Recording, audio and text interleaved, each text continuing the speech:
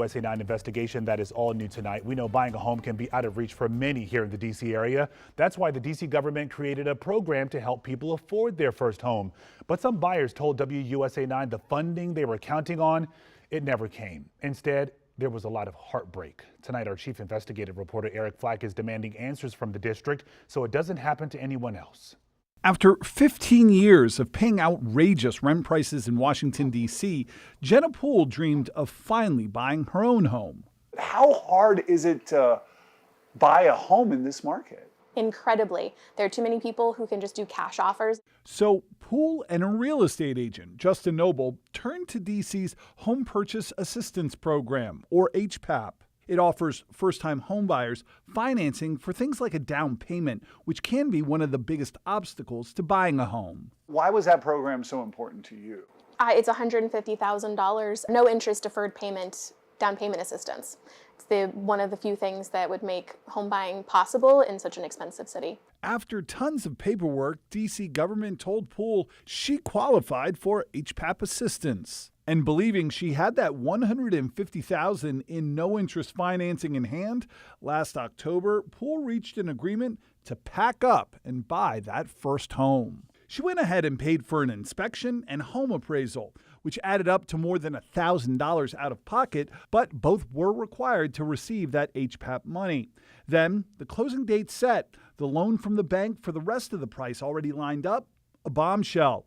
HPAP, the homebuyer assistance program she thought was a sure thing, said it was out of money, and Poole was out of luck. Without it, Poole wasn't going anywhere. How do you feel? I did a lot of crying, I'm not even gonna lie, and I'm not a crier. Instead of money going to those who waited the longest, like Poole, which is how the system worked for years, HPAP abruptly switched to a lottery system, and Poole wasn't selected. So not only is Jenna out money, is she frustrated, all of this, but then you also have the seller who has moved out of their house. Back in November, Poole's real estate agent told us the impact of HPAP's unexpected change in procedure had ripple effects. I have about 3 or 4 other buyers that have been impacted by this. We demanded answers from the district agency that runs HPAP, the Department of Housing and Community Development.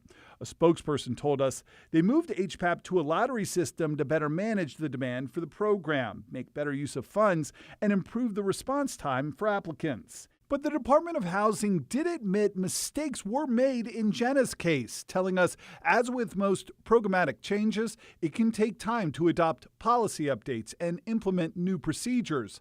Unfortunately, a few eligible lottery participants were unintentionally excluded. Frustrated because it's yet another example of how poorly DC operates in terms of communicating. D.C. says it will stick with that HPAP lottery system moving forward, leaving to chance more dreams like Jenna Poole's. A dream kind of vanished. Eric Flack, WUSA 9. Boy, we do have some good news to share tonight, though. Late last month, Poole was able to buy another home, although she says this one is smaller and needs more work than the one she was hoping to buy with the HPAP assistance. But congratulations on your new home, Jenna. All right, from the corner bar to the gym.